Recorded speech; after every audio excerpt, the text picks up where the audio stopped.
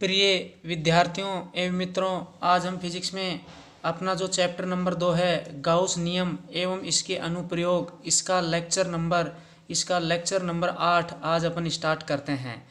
तो lecture number 8 में आज अपन जो गाउस नियम के जो अनुप्रयोग चल रहे हैं उसमें अपन आज दूसरा अनुप्रयोग स्टार्ट करते हैं। तो आज का जो दूसरा अनुप्रयोग है, ये जो दूसरा अनुप्रयोग है ये भी बहुत इम्पोर्टेंट अनुप्रयोग है। पीछे वाला अपने कल समझ में आ गया था तो ये भी आसानी समझ में आ जाएगा। तो आज का अपना दूसरा अनुप्रयोग है अपरिमित अचालक समरूप आवेशित पर्त के कारण विद्युत क्षेत्र की तीव्रता ज्ञात करना। यानी अपन क्या करेंगे कि एक अपरिमित का मतलब बड़े आकार की अपन लेंगे अचालक समरूप आवेशित पर्त, यानी अचालक पदार्थ की अपन पर्त लेंगे।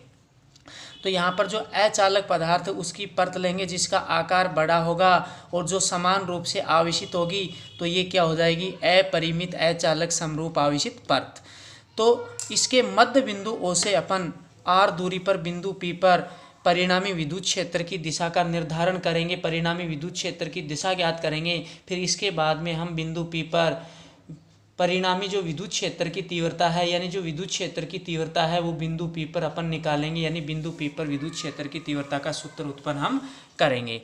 तो आज अपन इस टॉपिक को स्टार्ट करते हैं।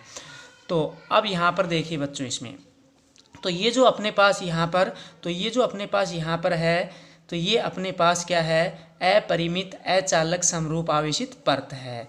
तो ये अपने पास एक परत है, इस प्रकार मैंने बना दी है ऐसे। तो ये एक परत बना दी इस प्रकार, इस शेप इस आकृति में परत दिखा दी। इसका आकार बड़ा है तो ये अपरिमित होगी और ये अचालक पदार्थ की ये परत बनी हुई है और इस पर समान रूप से धनावेशों का समान रूप से क्या है, वितरण है इस परत पर। तो ये क्या हो जाएगी, अपरिमित अचालक समरूप आवेशित ये परत होगी। तो ये अपरिमित अचालक समरूप आवेशित ये क्या होगी, परत होगी। अब अपन क्या करते हैं कि ये जो परत है, यहाँ पर जब अपने डायग्राम बनाया है तो कागज़ के तल में इस प्रकार, लेकिन ये जो परत है रियल में इस प्रकार होगी अपने पास। तो ये परत किस प्रकार होगी, इस प्रकार। तो ये परत ऐसे होगी अपने पास, और कागज़ में यहाँ पर बनाएंगे तो ऐसे तो बना नहीं सकते, तो ये ऐसे बने कागज़ में। तो ये हो गया। अब अपन इसमें क्या करते हैं कि ये जो अपने पास परत है, इस परत का अपन क्या करते हैं, मध्य बिंदु यहाँ पर लेते हैं। तो ये परत का यहाँ पर मध्य बिंदु है, तो ये मध्य बिंदु O यहाँ पर हो गया। अब मध्य बिंदु O से R दूरी पर ये बिंदु P यहाँ पर है, तो ये बिंदु P यहाँ पर है। तो O से जो P तक की दूरी है वो R है। अब अपन यहाँ पर, अब ये जो परत इस प्रकार है तो मध्य बिंदु O यहाँ पर, तो O से P तक की ये दूरी यहाँ पर क्या हो जाएगी, R। तो इस प्रकार ही होगा। अब अपन क्या करते हैं, तो मध्य बिंदु O को बिंदु P से अपन ने मिलाया है इस प्रकार। तो O से P तक की दूरी क्या होगी, R होगी। तो ये दूरी अपन ने R लिख दी। अब ये जो बिंदु P है, इसके सम्मुख, इस बिंदु P के सम्मुख सामने ये बिंदु O है। इस बिंदु O को निर्देश बिंदु मानकर अपन समान दूरी पर समान परिमाण के दो अल्पांश हम लेते हैं। यहाँ पर इन अल्पांश की कल्पना करते, दो अल्पांश यहाँ पर अपन लेते हैं। तो ये जो निर्देश बिंदु O है, इससे जितनी दूरी पर अपन ये अल्पांश लेंगे, इस निर्देश बिंदु O से उतनी दूरी पर अपन ये अल्पांश लेते हैं। तो यहाँ पर ये अपने पास परत है, तो जब अल्पांश लेंगे तो परत है, तो परत का क्षेत्रफल, तो ये जो परत का क्षेत्रफल, इसका ये छोटा सा भाग इस प्रकार अपन लेंगे ये, ठीक है। यहाँ पर ये जो परत है इसके क्षेत्रफल का ये छोटा सा भाग इस प्रकार अपन लेंगे, छोटा सा भाग। तो इस अल्पांश को A1 नाम दे दिया, इस अल्पांश को A2 नाम दे दिया। जितना क्षेत्रफल इस अल्पांश का है उतना ही क्षेत्रफल इस अल्पांश का होगा। तो दोनों अल्पांश यहाँ पर समान परिमाण के हो जाएंगे और निर्देश बिंदु O से जितनी दूरी पर ये अल्पांश है, निर्देश बिंदु O से उतनी दूरी पर ये अल्पांश है। अब इस पर समान रूप से आवेशों का वितरण है, तो इस अल्पांश में भी क्या है, आवेशों का वितरण होगा। तो इस अल्पांश में भी क्या होगा, आवेशों का वितरण होगा। इसमें भी आवेशों का वितरण, इसमें भी आवेशों का वितरण होगा। तो अब अपन क्या करते हैं कि ये जो अल्पांश है इसमें भी आवेश होगा, तो इस अल्पांश के कारण बिंदु P पर विद्युत क्षेत्र की तीव्रता, तो इस अल्पांश का अपन मध्य बिंदु को अपन बिंदु P से अपन इस प्रकार मिला देंगे और इसी रेखा के अनुदिश बिंदु P पर अल्पांश A1 के कारण विद्युत क्षेत्र की तीव्रता ये हो जाएगी सदिश DE1। इसमें धनावेश होगा इस अल्पांश में, तो धनावेश कारण बिंदु P पर विद्युत क्षेत्र की जो दिशा है इसी के अनुदिश ये बाहर की ओर हो जाएगी। अब ये जो अल्पांश A2 इसमें भी धनावेश होगा, इसमें आवेश, तो इस अल्पांश A2 के कारण बिंदु P पर विद्युत क्षेत्र की तीव्रता, तो अल्पांश का A2 का जो मध्य बिंदु है इसको अपन ने बिंदु P से मिला दिया और बिंदु P पर इसी के अनुदिश ये अल्पांश A2 के कारण ये विद्युत क्षेत्र की ये तीव्रता हो जाएगी, तो ये क्या होगी सदिश D2 होगी। अब अल्पांश A2 में धनावेश होगा, धनावेश के कारण बिंदु P पर विद्युत क्षेत्र की दिशा बाहर की ओर, तो इसी के अनुदिश बिंदु P पर विद्युत क्षेत्र की दिशा ये बाहर की ओर, तो बिंदु P पर ये विद्युत क्षेत्र की तीव्रता ये होगी सदिश D2 अल्पांश A2 के कारण यहाँ पर। अब अपन क्या करते हैं कि जब अल्पांश A1 को बिंदु P से अपन ने मिलाया है तो ये जो OP रेखा के साथ यहाँ पर ये एंगल बनाएगा थीटा, और जब अल्पांश A2 को अपन ने बिंदु P से मिलाया है तो इस OP रेखा के साथ ये एंगल बनाएगा यहाँ पर थीटा। तो जो एंगल यहाँ पर थीटा वही एंगल यहाँ पर थीटा। ऐसा इसलिए है कि बिंदु P की अल्पांश A1 से जो दूरी है वही बिंदु P की अल्पांश A2 से दूरी है, और निर्देश बिंदु O से जितनी दूरी पर ये निर्देश बिंदु O से उतनी दूरी पर ये अल्पांश है, तो जो एंगल यहाँ पर बनेगा वही एंगल यहाँ पर बनेगा। और ये जो बिंदु P यहाँ पर है, अब अपन क्या करते हैं कि ये जो विद्युत क्षेत्र की तीव्रता सदिश DE1 और ये विद्युत क्षेत्र की तीव्रता सदिश DE2, इसको अपन यहाँ पर इनको घटकों में विभाजित करते हैं, घटकों में यहाँ पर इनको बांटते हैं अपन। तो सबसे पहले अपन देखते हैं कि ये जो विद्युत क्षेत्र की तीव्रता सदिश DE1 है ये इसके साथ यहाँ पर थीटा एंगल बनाएगी। अपन देख सकते हैं ये ऐसे ये यहीं पर आ रही है, ये ऐसे जा रही है तो ये ऐसे, तो ये एंगल थीटा, तो यहाँ पर ये एंगल थीटा होगा। ये जो विद्युत क्षेत्र की तीव्रता सदिश DE2 है इसके साथ यहाँ पर ये भी थीटा एंगल बनाएगी, क्योंकि ये यहाँ पर थीटा कोण बन रहा है, तो ये रेखा ऐसे जा रही है और ये ऐसे आ रही तो ये ऐसे जा रही है, तो ये एंगल यहाँ पर थीटा है, तो ये एंगल भी यहाँ पर थीटा होगा। तो चित्र की ज्यामिति से ये थीटा तो ये थीटा, ये थीटा तो ये थीटा। अब अपन सदिश DE1 को घटकों में बांटते हैं, तो ये जो सदिश DE1 है इसके साथ ये थीटा कोण बना रहा है, तो सदिश DE1 का इसके अनुदिश ये क्या हो जाएगा क्षैतिज घटक हो जाएगा। क्षैतिज घटक के लिए कोस थीटा, सदिश DE1 का परिमाण DE1, तो ये क्षैतिज घटक हो जाएगा DE1 कोस थीटा। अब इस क्षैतिज घटक के लंबवत सदिश DE1 का ये ऊर्ध्व घटक हो जाएगा। ऊर्ध्व घटक के लिए क्या आता है साइन थीटा, DE1 तो DE1 साइन थीटा, ये ऊर्ध्व घटक। अब यहाँ पर ये ऊर्ध्व घटक नीचे की ओर इसलिए लिया है कि ये जो सदिश DE1 है इन दोनों के बीच में कहीं पर थीटा कोण पर है, तो ये नीचे की ओर आ जाएगा। तो अब अपन क्या करते हैं इसी प्रकार सदिश DE2 को घटकों में बांटते हैं, तो ये जो सदिश DE2 है इसके साथ यहाँ पर ये एंगल थीटा बना रहा है, तो सदिश DE2 का इसके अनुदिश ये क्षैतिज घटक हो जाएगा, जो ये क्षैतिज घटक दिखा दिया कोस थीटा DE2, तो DE2 कोस थीटा, तो ये क्षैतिज घटक हो गया अपने पास DE2 कोस थीटा। अब ये जो क्षैतिज घटक है इसके लंबवत ये ऊर्ध्व घटक होगा, तो ये ऊर्ध्व घटक के लिए साइन थीटा सदिश DE2, तो DE2 साइन थीटा, तो DE2 साइन थीटा ये क्या हो जाएगा ऊर्ध्व घटक हो जाएगा अपने पास। अब ये ऊपर के लिए इसलिए लिया है कि सदिश DE2 इन दोनों के बीच में कहीं पर थीटा कोण पर है, तो इसलिए ऊपर की ओर आया है, तो ये हो गया अपने पास। अब यहाँ पर अपन इसमें देखते हैं कि अल्पांश A1 और अल्पांश A2 दोनों अल्पांशों का परिमाण समान है और दोनों अल्पांशों की बिंदु P से दूरी समान है, तो अल्पांश A1 के कारण और अल्पांश A2 के कारण बिंदु P पर ये जो विद्युत क्षेत्र की तीव्रता सदिश DE1 और ये जो सदिश DE2 परिमाण में समान होगी, तो यहाँ पर DE1 DE2 के बराबर, तो ये DE1 DE2 क्या होगी दोनों परिमाण में समान, तो ये बराबर होगी। अब यहाँ पर अपन देखते हैं कि DE1 और DE2 दोनों परिमाण में समान, साइन थीटा तो DE1 साइन थीटा, तो DE1 sine theta DE2 sine theta के बराबर होगा। तो ये जो दोनों ऊर्ध्व घटक हैं परिमाण में समान हैं, दिशा में ये देखो ये नीचे की ओर ये ऊपर की ओर, तो ये दोनों परिमाण में समान दिशा में विपरीत हैं, तो ये दोनों घटक ऊर्ध्व घटक ये दोनों ऊर्ध्व घटक एक दूसरे को निरस्त कर देंगे, तो इनका प्रभाव खत्म हो जाएगा यहाँ पर। तो अब अपन इसमें क्या करते हैं, अब यहाँ पर इन दोनों अल्पांशों के कारण ये जो क्षैतिज घटक है, ये जो क्षैतिज घटक है, दोनों क्षैतिज घटक एक ही दिशा में हैं, समान दिशा में हैं, तो ये घटक आपस में जुड़ जाएंगे। तो ये घटक जुड़ने के कारण परिणामी विद्युत क्षेत्र इस दिशा में प्राप्त होगा। तो जो परिणामी विद्युत क्षेत्र है वो इस दिशा में अपन को ऐसे मिल जाएगा। तो परिणामी विद्युत क्षेत्र इस परत के कारण इस दिशा में प्राप्त होगा।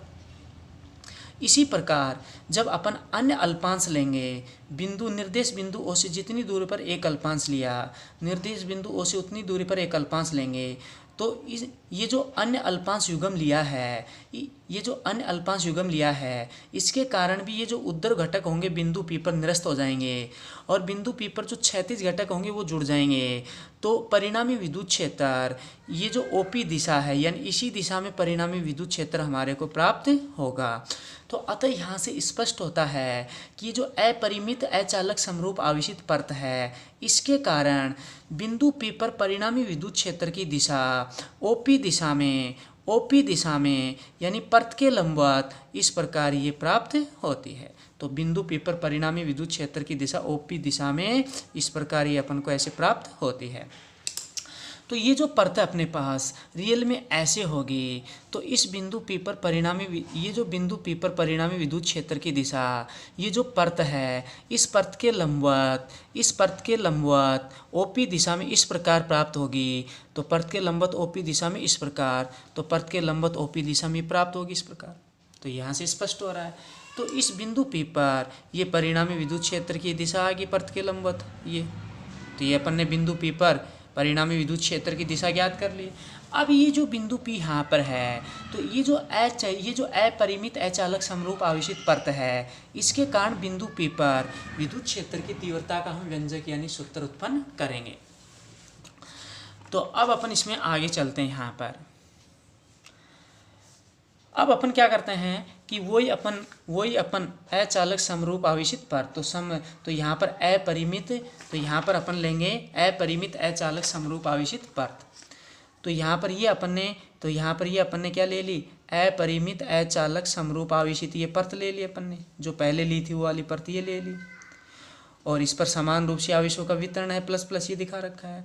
और ये जो परत है इस परत का क्षेत्रफल, तो ये जो परत है इस परत का क्षेत्रफल ए मान लिया, तो ए यहाँ पर परत का क्षेत्रफल हो गया।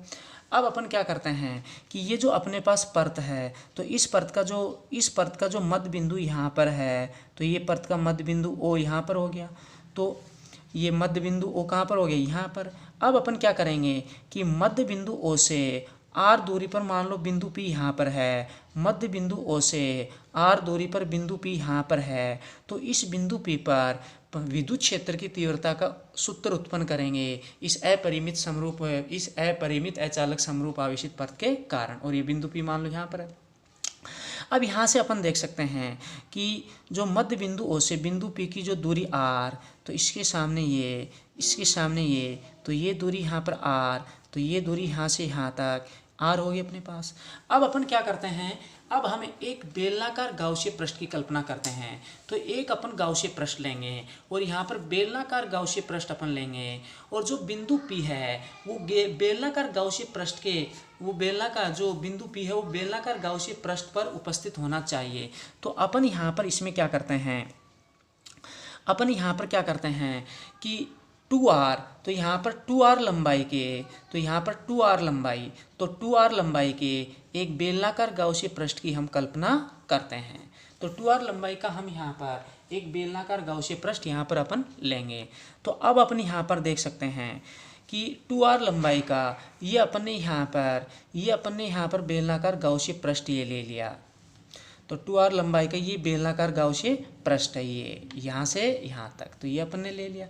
अब इसको अपन थोड़ा सा समझते हैं। ये जो अपने पास परत है ये इस प्रकार होगी, इस प्रकार, और जो बेलनाकार गाउसीय पृष्ठ है वो इसके अंदर से ऐसे गुजरेगा। तो आधा भाग तो इधर रहेगा और इसका आधा भाग इधर रहेगा। तो आधा भाग तो ये रहेगा इसका, और जब इसमें से गुजरेगा, इसमें से गुजर रहा है तो आधा भाग ये है, और इसका आधा भाग क्या रहेगा, इधर रहेगा ये। तो ये जो इधर लंबाई r, तो इधर ये r, तो टोटल बेलनाकार गाउसीय पृष्ठ की लंबाई क्या हो जाएगी, 2r हो जाएगी। और ये बेलनाकार गाउसीय पृष्ठ इसके अंदर से गुजर रहा है, तो जो भाग इसके अंदर से गुजरेगा, परत के अंदर से गुजरेगा, वो दिखाई नहीं देगा हमारे को, तो उसको अपन डायग्राम में कट करके दिखा देंगे यहाँ पर। तो अब अपन इसको देखते हैं यहाँ पर। तो ये 2r लंबाई का बेलनाकार गाउसीय पृष्ठ है अपने पास, तो ये ले लिया। और अपन ने बताया था कि जिस बिंदु पर विद्युत क्षेत्र की तीव्रता ज्ञात करते हैं, तो यहाँ पर ये जो बिंदु P है, जो बेलनाकार गाउसीय पृष्ठ है, इसके ऊपर यहाँ पर उपस्थित होगा। इसी हिसाब से अपन बेलनाकार गाउसीय पृष्ठ लेते हैं। और ये जो बेलनाकार गाउसीय पृष्ठ है, ये वाला, ये जो परत है, इस परत के अंदर से गुजर रहा है, तो इस परत के अंदर से गुजर रहा है, तो अंदर से गुजरेगा, तो जो अंदर से गुजर रहा है वो भाग दिखाई नहीं देगा। तो इसलिए अपन ने क्या किया, यहाँ से यहाँ तक, यहाँ से यहाँ तक ये कट करके दिखा दिया, यहाँ पर कट करके दिखा दिया। तो ये जो बेलनाकार गाउसीय पृष्ठ है, यहाँ से यहाँ तक ये कंटिन्यू है, तो जो अंदर से गुजर रहा है उसको कट करके दिखा दिया, लेकिन ये पूरा लगातार इस प्रकार है ये अपने पास। अब अपन इसमें क्या करते हैं, अब ये जो अपने पास बेलनाकार गाउसीय पृष्ठ है, जो परत के अंदर से गुजरेगा, जैसे ये अपने पास परत है, तो इसके अंदर से ये बेलनाकार गाउसीय पृष्ठ ऐसे गुजर रहा है, तो जो इसके अंदर से गुजरेगा तो उस सिरे का ये क्षेत्रफल होगा, तो ये परिच्छेद क्षेत्रफल मान लो ये होगा, तो इसका ये क्षेत्रफल होगा, तो ये क्षेत्रफल ये वाला, यानी जितना क्षेत्रफल ये उतना ही क्षेत्रफल ये, तो ये क्षेत्रफल अपन ने S मान लिया। तो इस सिरे को अपन, जो इसके अंदर से गुजर रहा उस सिरे को अपन यहाँ पर ये डैश डैश करके इससे दिखा दिया, और ये अपन ने थोड़ा सा ये डार्क करके यहाँ पर ये दिखा दिया, और ये इसके अंदर से गुजर रहा है, तो इसलिए कट करके दिखाया अपन ने। अब अपन ने क्या किया कि जो बेलनाकार गाउसीय पृष्ठ है, ये जो बेलनाकार गाउसीय पृष्ठ इस परत के अंदर से गुजरेगा, तो ये जो परत है, इसके इस परत के अंदर से ये गुजरेगा, परत के अंदर से। तो अब यहाँ पर देखिए, तो इसका एक भाग ये हो जाएगा, और इसका दूसरा भाग ये हो जाएगा, और इस बेलनाकार गाउसीय पृष्ठ का तीसरा भाग ये क्या हो जाएगा, चार और ये वक्रीय पृष्ठ हो जाएगा, इसका ये चार और वक्रीय पृष्ठ हो जाएगा। तो ये जो बेलनाकार गाउसीय पृष्ठ है, इसको अपन 3 भागों से मिलकर बना हुआ मानते हैं, 3 भागों में बांट देते हैं। तो बेलनाकार गाउसीय पृष्ठ का ये जो भाग है, ये जो सिरा है, इसको क्या नाम दे दिया अपन ने, S1। ये जो भाग है, ये जो पृष्ठ है, इसको क्या नाम दे दिया, S2, तो ये S2 लिख दिया। और ये जो वक्रीय पृष्ठ होता है, ये जो वक्रीय पृष्ठ होता है चार ओर का, तो इसको S3 नाम दे दिया, तो ये अपन ने S3 लिख दिया यहाँ पर। अब जितने भाग उतने अपन अल्पांश लेते हैं, तो ये जो भाग अपने पास S1 है, इस पर अपन अल्पांश लेंगे। अल्पांश का मतलब ये होगा, ये जो भाग है इसके क्षेत्रफल का ये छोटा सा भाग यहाँ पर लेंगे, यहाँ पर, तो यहाँ पर इस भाग का जो क्षेत्रफल है इसका छोटा सा भाग लेंगे, तो ये अल्पांश हो गया, ये हो गया। अब ये जो भाग S2 है, तो इसका ये जो क्षेत्रफल है इस सिरे का, इसके क्षेत्रफल का ये छोटा सा भाग लेंगे, तो ये अल्पांश हो गया, इसका क्षेत्रफल होगा। अब ये जो वक्रीय पृष्ठ, ये अपने पास तीसरा भाग बच गया S3, तो इस वक्रीय पृष्ठ के ऊपर अपन क्षेत्रफल का ये छोटा सा भाग लेते हैं, तो क्षेत्रफल का जैसे ये है, तो ये चारों ओर क्या होगा, इसका ये वक्रीय पृष्ठ होगा, ये वक्रीय पृष्ठ, तो इसके ऊपर ये क्षेत्रफल का छोटा सा भाग लेंगे, ये अल्पांश हो जाएगा। तो इस वक्रीय पृष्ठ के ऊपर, इस वक्रीय पृष्ठ पर ये क्षेत्रफल का छोटा सा भाग ले लिया, ये वाला ये दिखा दिया, तो ये अल्पांश हो गया अपने पास। तो 3 भागों पर 3 अल्पांश हो गए। अब अपन क्या करते हैं कि अपन जो बिंदु P है वहाँ पर अपन अल्पांश लेते हैं। तो ये जो बिंदु P है यहाँ पर है, तो ये बिंदु P यहाँ पर अल्पांश पर है, तो ये बिंदु P यहाँ पर अल्पांश पर होगा, तो ये हो गया अपने पास।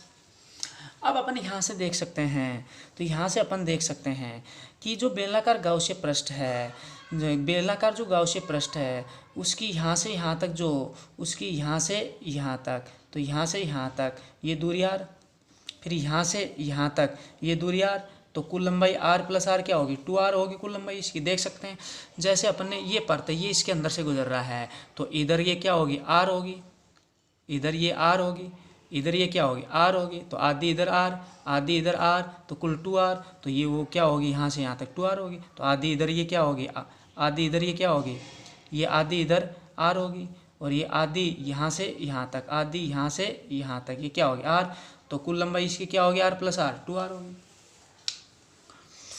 अब अपन क्या करते हैं, अब इसको थोड़ा सा और देखते हैं, फिर आगे चलेंगे इसमें।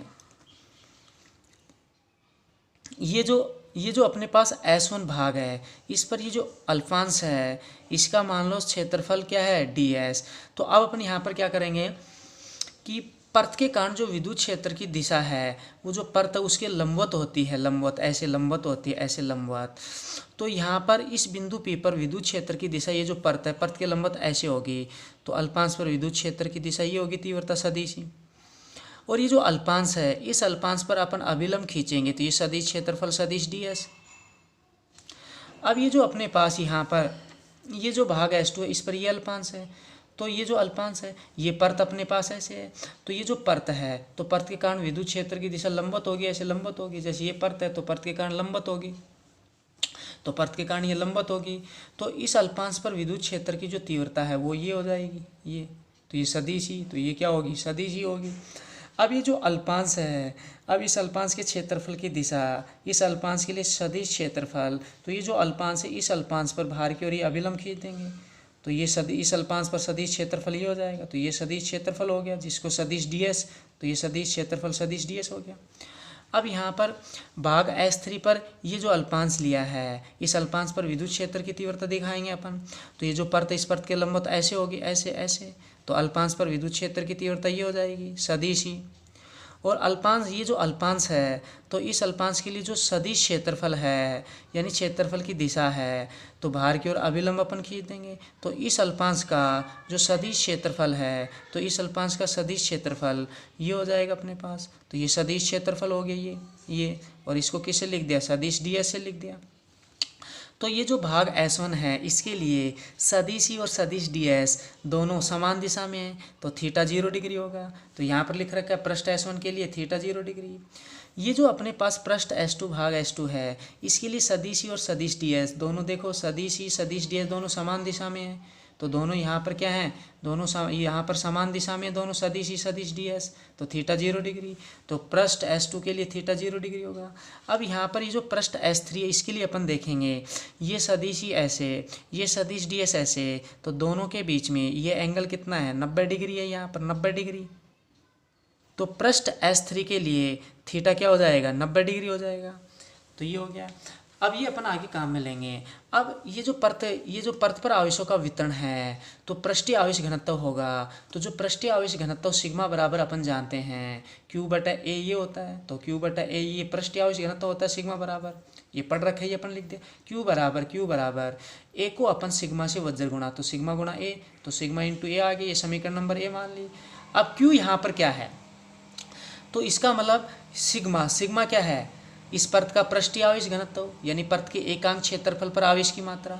ए क्या है इस परत का क्षेत्रफल है, तो इसके सिग्मा को इस परत के क्षेत्रफल से गुणा कर दिया तो परत पर जो कुल आवेश वो आ जाएगा, तो परत पर कुल आवेश यहाँ पर Q बराबर सिग्मा इंटू ए, समीकरण ये अपन को ये बता रहा है। अब अपन करना ये चाहते हैं कि ये जो बेलनाकार गाउसीय पृष्ठ है ये बंद पृष्ठ है, तो इस बेलनाकार गाउसीय पृष्ठ द्वारा परिबद्ध यानी इसके अंदर कुल आवेश कितना है।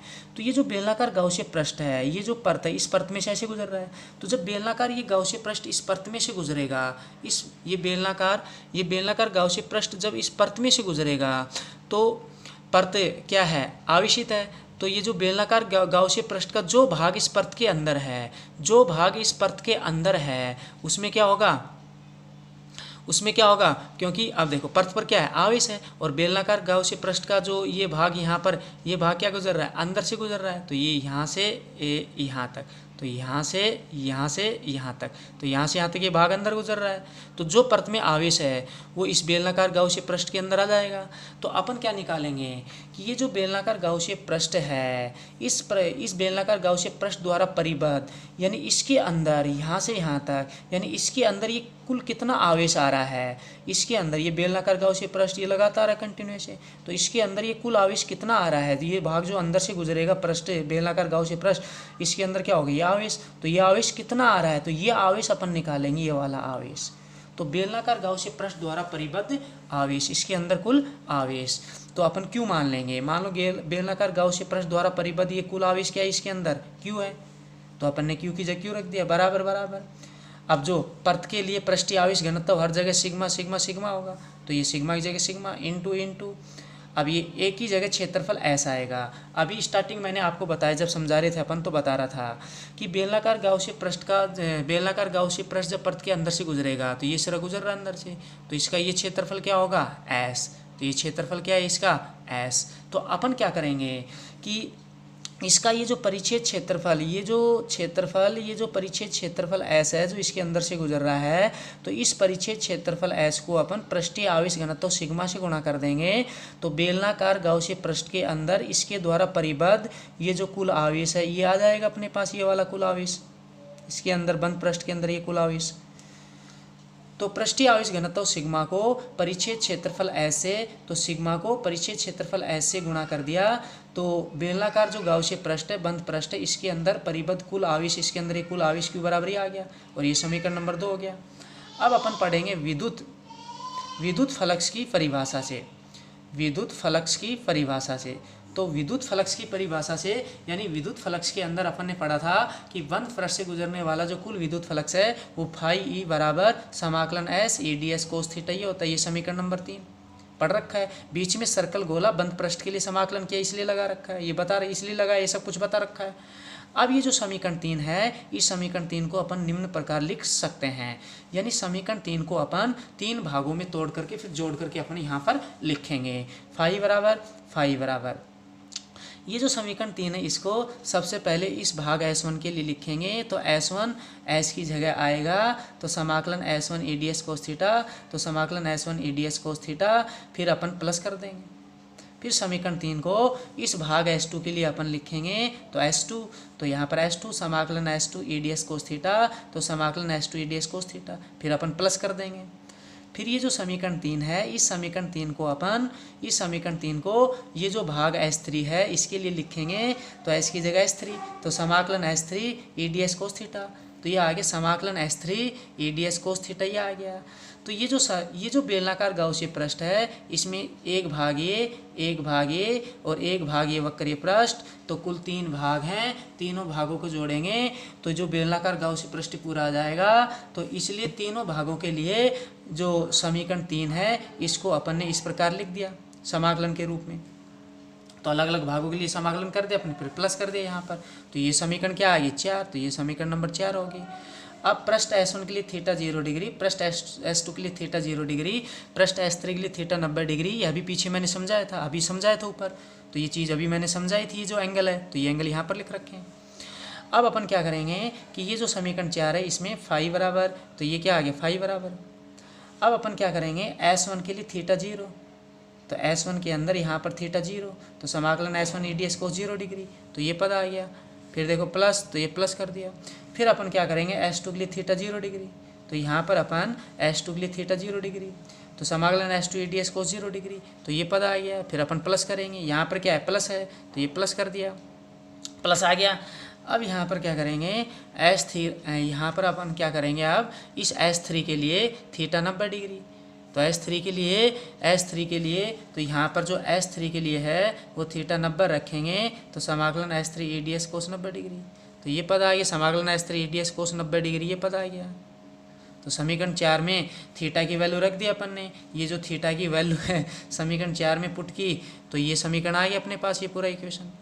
अब यहाँ पर अपन इसमें आगे चलते हैं। फाई बराबर अब कोस 0 डिग्री का मान 1 को ए डी एस से गुणा करेंगे ए डी एस, तो समाकलन S1 ए डी एस, तो ये पद आ गया। प्लस कोस 0 डिग्री का मान 1 को ए डी एस से गुणा करेंगे ए डी एस, समाकलन S2 ए डी एस, तो ये पद आ गया अपने पास। प्लस, तो ये अपन ने प्लस कर दिया, प्लस है तो प्लस। कोस 90 डिग्री का मान 0 रखेंगे पूरा 0, तो ये समाकलन 0, तो प्लस 0, तो प्लस 0 आ गया। फाई बराबर ये समाकलन ऐसे कैसे, ये समाकलन ऐसे कैसे।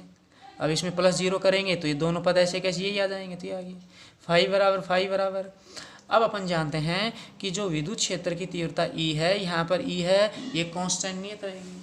तो गाउसिय पृष्ठ के प्रत्येक बिंदु पर विद्युत क्षेत्र की तीव्रता का मान क्या रहता है, नियत रहता है। जैसे अपन ने यहाँ पर ये बिंदु P ले रखा है, तो इस S1 पृष्ठ पर बिंदु चाहे यहाँ पर ले लो, चाहे यहाँ पर ले लो, यहाँ पर ले लो, प्रत्येक जो बिंदु है इसकी इस पृष्ठ से दूरी r क्या रहेगी, समान रहेगी, r दूरी समान रहेगी, तो E का मान नियत रहेगा। तो यहाँ पर भी इसी प्रकार बिंदु चाहे यहाँ पर कहीं पर भी ले लो। तो ये जो पर्त से इन बिंदुओं की दूरी r, पर्त से बिंदु की दूरी r, पर्त से बिंदु की दूरी r यहाँ पर समान रहेगी। तो इसका मतलब गाउसीय पृष्ठ के प्रत्येक बिंदु पर तीव्रता नियत रहेगी। तो गाउसीय पृष्ठ के प्रत्येक बिंदु पर प्रत्येक बिंदु पर यहाँ पर विद्युत क्षेत्र की तीव्रता जो E है इसका मान नियत रहेगा। तो E कांस्टेंट होगा यहाँ पर। तो यहाँ पर फाई बराबर E कांस्टेंट है। तो E कांस्टेंट समाकलन से बाहर आ गया। समाकलन S1 ds, तो समाकलन S1 ds plus E constant है, ये समाकलन से बाहर, तो ये समाकलन से बाहर आ गया। समाकलन S2 ds।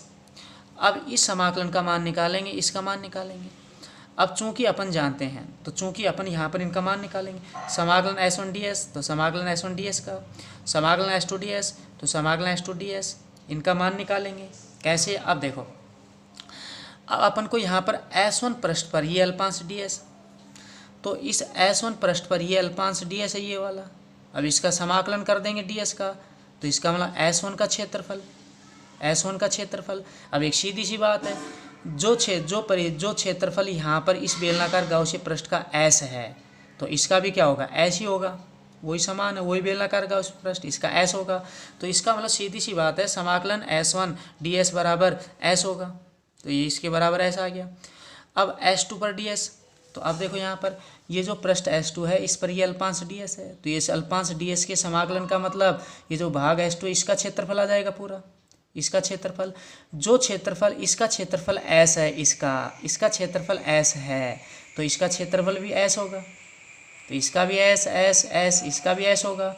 तो यहाँ पर ये आ जाएगा अपने पास समाकलन S2 ds, ये भी किसके बराबर? S के बराबर। तो इसका मतलब ये दोनों समाकलन बराबर होंगे, और किसके बराबर होंगे? S के बराबर होंगे। तो बराबर S, फाई बराबर। अब अपन क्या करते हैं, इसकी जगह इस समाकलन की जगह S रखेंगे, तो इसकी जगह S, और इस समाकलन जगह S, तो दोनों समाकलन की जगह S रखेंगे, इसकी जगह S, तो यहाँ पर S आएगा ES प्लस, इस समाकलन की जगह S रखेंगे तो यहाँ पर S, तो ये ES आ जाएगा। तो ES प्लस ES, तो ये क्या आ गया? ES प्लस ES ही आ गया। फाई बराबर ES प्लस ES क्या हो गया? 2ES हो गया। तो ये 2ES प्लस ES, तो 2ES ये आ गया। तो फाई बराबर 2ES, ये समीकरण नंबर 5 मान लिया अपन ने। तो अब अपन ने यहाँ पर क्या किया है कि ये जो अपने पास परत है, इस परत के कारण ये जो बेलनाकार गाउसीय पृष्ठ है, इस बेलनाकार गाउसीय पृष्ठ में से गुजरने वाला जो कुल विद्युत फ्लक्स है वो अपन ने यहाँ पर फाई ई बराबर 2ES ये निकाल लिया। तो ये जो बेलनाकार गाउसीय पृष्ठ, बंद पृष्ठ, इसमें से गुजरने वाला कुल विद्युत फ्लक्स फाई ई बराबर समीकरण 5 में निकाल लिया। अब अपन यहाँ पर पढ़ेंगे इसमें गाउस नियम से, गाउस प्रमेय से, तो क्या होती है? फाई बराबर क्यू बटा एप्सिलॉन नॉट, ये होता है, पढ़ रखा है। अब यहाँ पर क्यू या सिग्मा क्यू क्या होता है? इस बंद पृष्ठ के अंदर कुल आवेश। तो इस बंद पृष्ठ बेलनाकार गाउसीय पृष्ठ के अंदर कुल आवेश अपन ने क्यू माना है, यहाँ पर ये अपन ने क्यू माना है, तो सिग्मा क्यू की जगह क्यू लिख देंगे, तो यहाँ पर ये लिख देंगे। तो क्यू बटा एप्सिलॉन नॉट, तो ये गाउस नियम हो गया फाई बराबर क्यू बटा एप्सिलॉन नॉट, ये समीकरण नंबर 6। अब यहाँ पर ये जो समीकरण 6 है गाउस नियम में, ये क्या बताती है कि ये जो अपने पास बेलनाकार गाउसीय पृष्ठ है, ये जो बंद पृष्ठ है, इसमें से जो गुजरने वाला कुल विद्युत फ्लक्स है, इसमें से गुजरने वाला जो कुल विद्युत फ्लक्स है वो फाई बराबर ही होगा। तो ये समीकरण 5, ये समीकरण 6। अब समीकरण 5 और समीकरण 6 से, तो समीकरण 5 व 6 से अपन पढ़ेंगे। तो समीकरण 5 भी बेलनाकार गाउसीय पृष्ठ, बंद पृष्ठ में से गुजरने वाला कुल विद्युत फ्लक्स, और ये जो समीकरण 6 है ये भी बेलनाकार गाउसीय पृष्ठ यानी बंद पृष्ठ में से गुजरने वाला कुल विद्युत फ्लक्स। तो इसका मतलब ये जो फाई ई है, तो ये भी फाई ई है, तो ये भी गुजरने वाला कुल विद्युत फ्लक्स, तो ये भी गुजरने वाला कुल विद्युत फ्लक्स, तो फाई के बराबर होगा। तो 2ES किसके बराबर होगा? तो ये जो 2ES है ये क्यू बटे एप्सिलॉन नॉट के बराबर होगा, तो ये पद इसके बराबर होगा। तो यहाँ पर लिख दिया 2ES बराबर क्यू बटे एप्सिलॉन नॉट, ये आ गया। अब इससे आगे अपन देखते हैं इसमें, अब ई निकालेंगे, ई बराबर, तो ई बराबर ये आ गया। तो ई बराबर 2S, नीचे वज्र गुणा, तो 2 एप्सिलॉन 0S, तो 2 एप्सिलॉन नॉट S ही आ गया, ऊपर क्यू, तो ये ऊपर क्यू।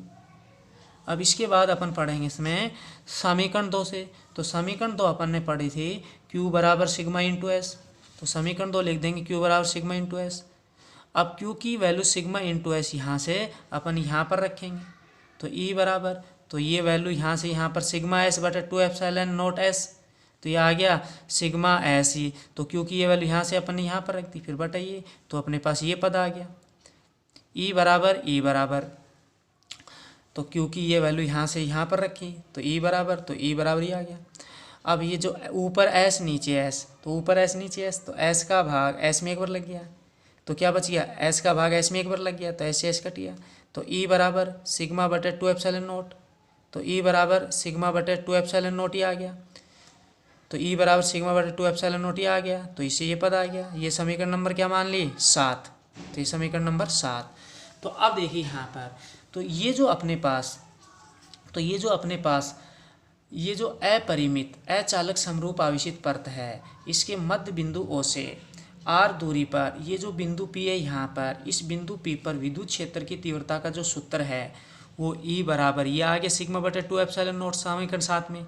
तो ये जो समीकरण 7 है, बिंदु P पर यहाँ पर, यानी बिंदु P पर यहाँ पर विद्युत क्षेत्र की तीव्रता को व्यक्त करती है, यहाँ पर ये हो गया। अब इसके बाद अपन यहाँ से देख सकते हैं, यहाँ से तो ये जो समीकरण 7 है, इससे ये स्पष्ट होता है कि अपरिमित अचालक समरूप आवेशित पर्त के कारण जो विद्युत क्षेत्र की तीव्रता होती है E, वो दूरी पर निर्भर नहीं करती है। तो इस फॉर्मूले में कहीं पर भी दूरी R नहीं आ रही, तो दूरी R नहीं है तो विद्युत क्षेत्र की जो तीव्रता E है, अपरिमित अचालक समरूप आवेशित पर्त के कारण जो विद्युत क्षेत्र की तीव्रता है वो दूरी R पर निर्भर नहीं करती है। समीकरण 7 से स्पष्ट हो रहा है। अब अपन क्या करेंगे, E व R के मध्य अपन ग्राफ खींचेंगे। तो x अक्ष पर अपन दूरी R लेते हैं, R लिख दिया, y अक्ष पर विद्युत क्षेत्र की तीव्रता E, ये मूल बिंदु O हो गया, तो मूल बिंदु O लिख दिया यहाँ पर, मूल बिंदु O, तो ये पर्त का मध्य बिंदु O हो गया यहाँ पर मूल बिंदु। अब यहाँ पर अपन देख सकते हैं इसमें, अब देखो यहाँ पर पर्त से अपन कुछ दूरी पर हैं, तो ये विद्युत क्षेत्र की तीव्रता, फिर दूरी और बढ़ गई तो ये वही विद्युत क्षेत्र की तीव्रता, फिर दूरी और बढ़ गई तो यहाँ पर देखो वही विद्युत क्षेत्र की तीव्रता, और बढ़ गई तो वही विद्युत क्षेत्र की तीव्रता। तो ये जो विद्युत क्षेत्र की तीव्रता E है, दूरी R पर निर्भर नहीं कर रही अपरिमित अचालक समरूप आवेशित पर्त के कारण। तो यहाँ पर E R पर निर्भर नहीं करता, तो E और R के बीच में ये ग्राफ ऐसे आ जाएगा, R वाली जो अक्ष है इसके समांतर ये रेखा ऐसे आ जाएगी, तो E R पर निर्भर नहीं करेगा इस ग्राफ में। अब अपन क्या करते हैं, अब ये जो समीकरण 7 है इसको सदिश रूप में लिखेंगे, इस 7 को, तो सदिश रूप में आगे डैश E सदिश राशि, तो सदिश ही, तो ये सदिश ही आ गया, इज इक्वल टू, तो इज इक्वल टू ये हो गया। अब यहाँ पर सिग्मा पृष्ठीय आवेश घनत्व है, तो ये कांस्टेंट अदिश राशि ऐसे कैसे, सिग्मा बटे 2 एप्सिलॉन नॉट कांस्टेंट अदिश राशि, तो 2 एप्सिलॉन नॉट ऐसे कैसे आ गया। अब इसमें नीचे दूरी R, अब इस फॉर्मूले में नीचे दूरी R नहीं है, तो दूरी R नहीं है तो एकांक सदिश R कैप नहीं आएगा। तो यहाँ पर एकांक सदिश अपन क्या मान लेंगे, n कैप, तो यहाँ पर एकांक सदिश अपन क्या लगा देंगे, n कैप लगा देंगे। तो एकांक सदिश यहाँ पर n कैप लगा, क्योंकि इधर इस पद में सदिश राशि एक भी नहीं आ रही, तो एकांक सदिश जरूर आएगा, तो यहाँ पर n कैप मान लेंगे, तो n कैप यहाँ पर एकांक सदिश हो गया। तो जहाँ n कैप क्या है, एकांक सदिश है, जो पर्त के क्या होता है, लंबवत होता है। तो जहाँ n कैप बराबर एकांक सदिश, पर्त के क्या है, लंबवत है। तो ये जो एकांक सदिश n कैप है, तो n कैप ये जो एकांक सदिश है ये क्या होता है, तो ये जो n कैप एकांक सदिश है पर्त के लंबवत विद्युत क्षेत्र की जो तीव्रता सदिश है इसकी दिशा में होगा। तो n कैप जो एकांक सदिश है, ये जो पर्त है, n कैप जो एकांक सदिश है, इस पर्त के लंबवत विद्युत क्षेत्र की तीव्रता सदिश E की दिशा में इस प्रकार होगा। तो जो अपने पास n कैप एकांक सदिश है, n कैप एकांक सदिश ये जो पर्त है